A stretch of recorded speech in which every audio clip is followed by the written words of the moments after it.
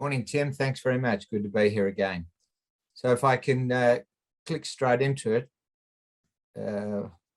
which I can't see on my screen. Okay. And following our disclaimer, we have to move fairly quickly. We only have 10 minutes. But European Metals is developing the largest hard rock lithium resource in Europe, the Cinovix project. We're developing that in conjunction with our partner, CEZ, the Czech National Power Utility, who's a 17 billion euro market cap company listed across Europe. The most important distinction, I think, for European Metals from many of the other lithium stories that viewers may be aware of is that our plan is to go right through to battery-grade chemicals. That is, we will produce battery-grade lithium carbonate and battery-grade lithium hydroxide directly into the automotive market, directly into the battery market. And that's slightly different to most of the spodumene concentrate stories you may see here. It's a very, very big resource, as I mentioned. We have over 7.5 million tonnes of lithium carbonate equivalent in the ground. That makes it the 5th largest hard rock lithium resource in the world. And that size is very important because it goes to long-term security of supply. As you'll see down the left-hand side of this slide, the economics are very strong.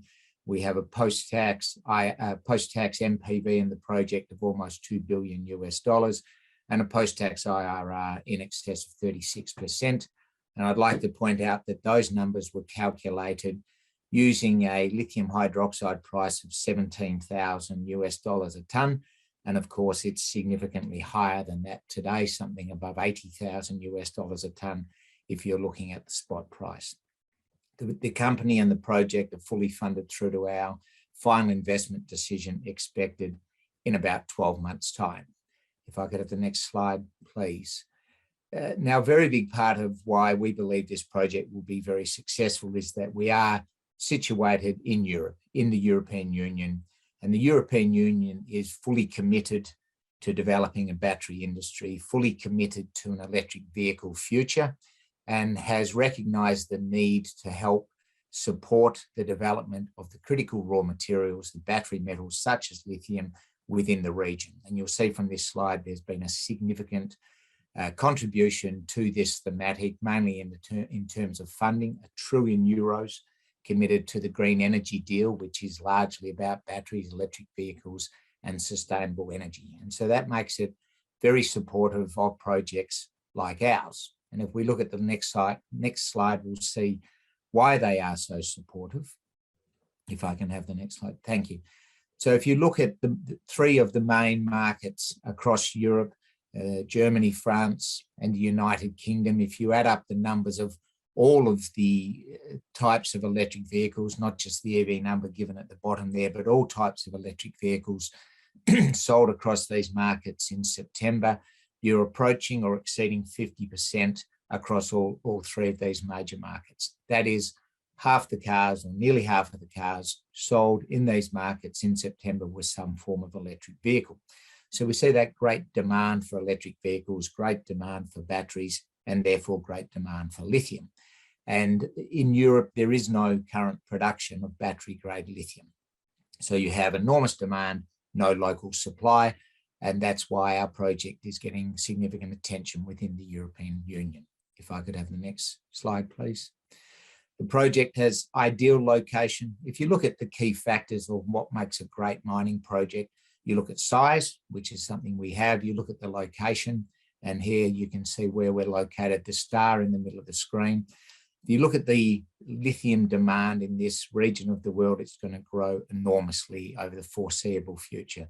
The number at the bottom right there from the Fraunhofer Institute, they predict there'll be 1.3 to 1.5 terawatt hours of battery capacity built across this region between now and 2030.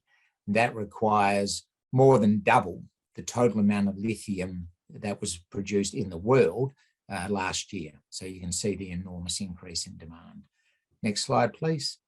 It's also interesting to note who's going to own this battery capacity across Europe. You can see on the left-hand side of this slide who the main battery players in Europe are this year. And then out to 2030, you see how rapidly it changes to involve car manufacturers, the new battery manufacturers springing up in Europe. And so those traditional sources of battery metals, and in particular lithium, will need to change. The next slide shows projections of the undersupply, that is the gap, the deficit in lithium supply going out to 2030. And this is why we're seeing such strong prices for the metal. And if we look at the next slide, we'll see why Synovix is so important in the European Union. If you added up all of the hard rock lithium projects in the EU, you can see that Synovix accounts for over 65% of that total. And as I say, that's important for long-term security of supply. It's also important in terms of focusing the attention of the EU on our project. Next slide, please. We made an announcement last week, at the beginning of last week, about our updated optimized flow sheet. We're very happy with this flow sheet. It not only gives us very, very pure lithium products, both lithium hydroxide and lithium carbonate, but it also represents a saving of 10 to 20% on both our CapEx and our OpEx in the lithium processing plant. And that's very important for the economics of the project, which, as I said earlier, are already very strong. The next slide, please. This is the optimized flow sheet. As you can see, we can not only produce battery-grade lithium hydroxide and battery-grade lithium carbonate, but we also have the option of selling intermediary products such as lithium sulfate and lithium carbonate. Both of those chemicals are becoming more interesting and more important in the battery supply chain, and there are a number of large companies in the world who are looking to buy these products. Next slide. This is a historic underground tin mine. Tin has been mined here since 1379, so there's a very long history of mining in the region. That's important to us from a number of perspectives, but with regards to our ESG profile, and ESG is obviously becoming more and more important in the eyes of the world, but it's, from an ESG perspective, re-entering a historic underground mine obviously is a lot easier than if we were trying to break new ground, start a new mine from scratch in Europe. So it has a lot lower impact on the environment, a lot lower impact on the community. And we've gone to a great deal of trouble to ensure that our ESG credentials are very strong. If you look at the next slide, we commissioned a study from Minviro, a global independent advisor, into the global warming potential, or the CO2 footprint of the Synovix project. And you can see from the second bar on this slide, our optimized case, that is when we provide green energy to the project to run the project, and our partner CHES is able to do that. They're able to provide us with solar power to run the project. You can see that Synovix has the potential to have one of the lowest impacts on the CO2 levels of the world of any lithium project anywhere in the world. Next slide, please. These are the highlights from that PFS update that I mentioned that was done earlier this year in January. You see that we are able to produce a ton of battery-grade lithium hydroxide for less than $6,000 a ton. And if you compare that with the current price that I mentioned earlier, somewhere around $80,000 a ton, you see that this project has a very strong potential to have enormous margins. Now, this is a very large resource, as I mentioned, producing 30,000 tonnes or just below per annum of battery-grade lithium hydroxide for 25 years, uses less than 10% of the overall resource. And so at some stage in the short term, we will look at doing an expansion study to see exactly how much we can produce of battery-grade chemical each year and take that number up from the 30,000 odd tonnes that's shown there. The next slide.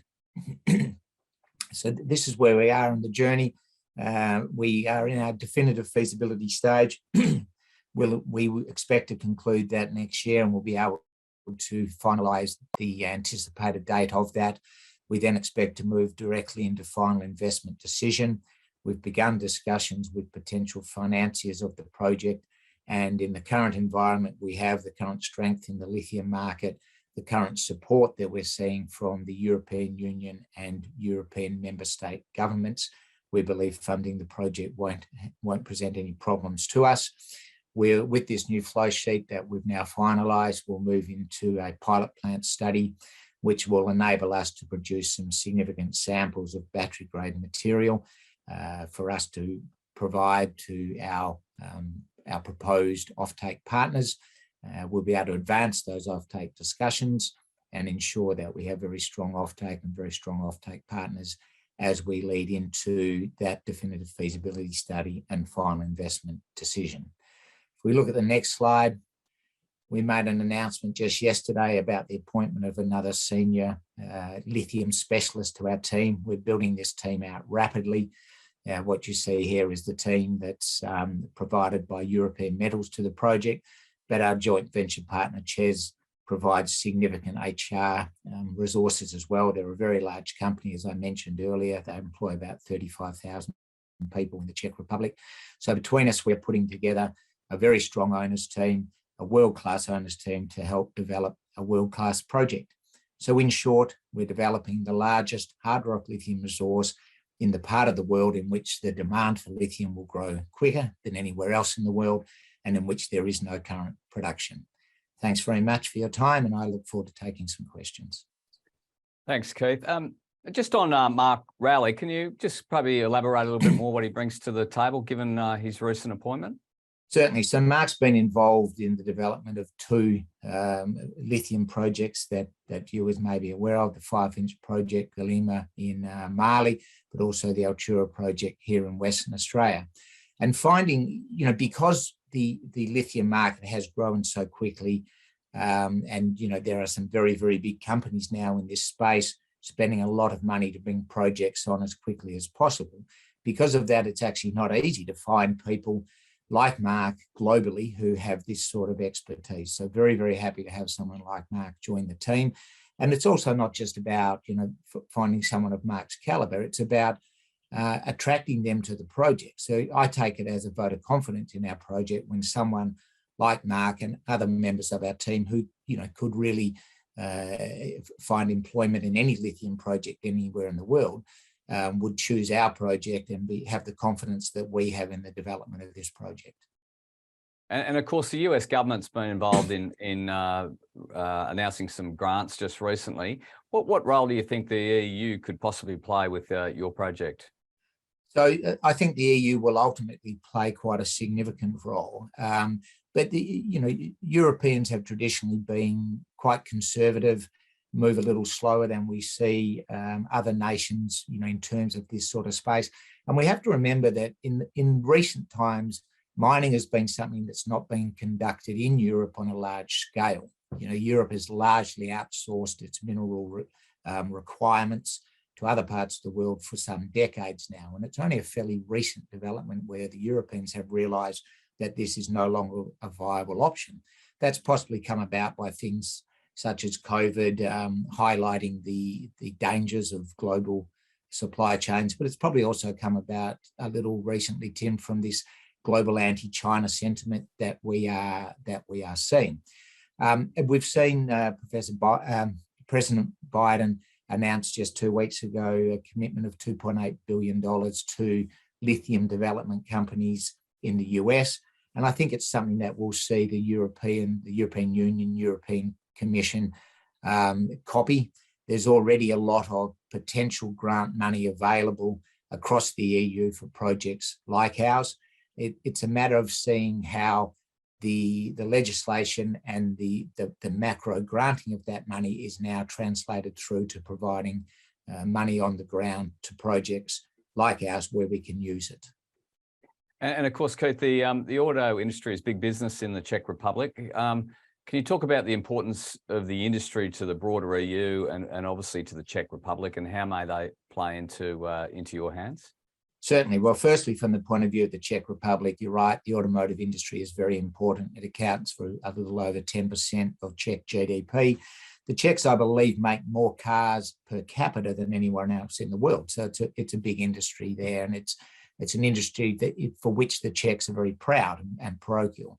So there's a lot of cars made in the Czech Republic for companies like Volkswagen, also for Korean companies. So, we are right in the midst of it in terms of providing lithium to that industry.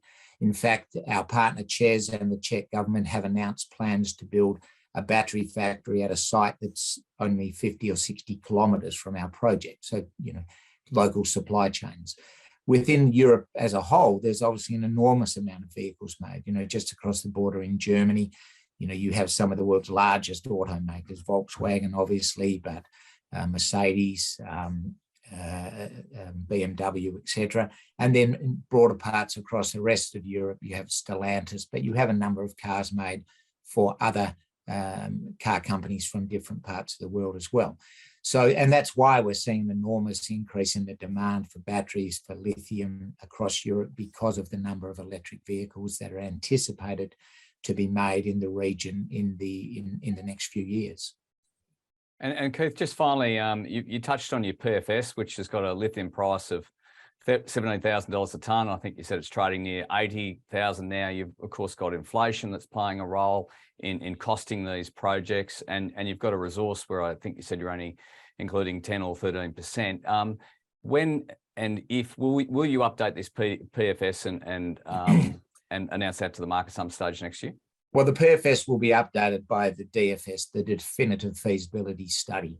It would be nice to run new numbers at current prices, and notwithstanding the increase in inflation that you mentioned, which is very real. But I think we've offset that potential capital increase with the new flow sheet. And I mentioned the CapEx and OpEx savings that we've brought to bear with that new flow sheet.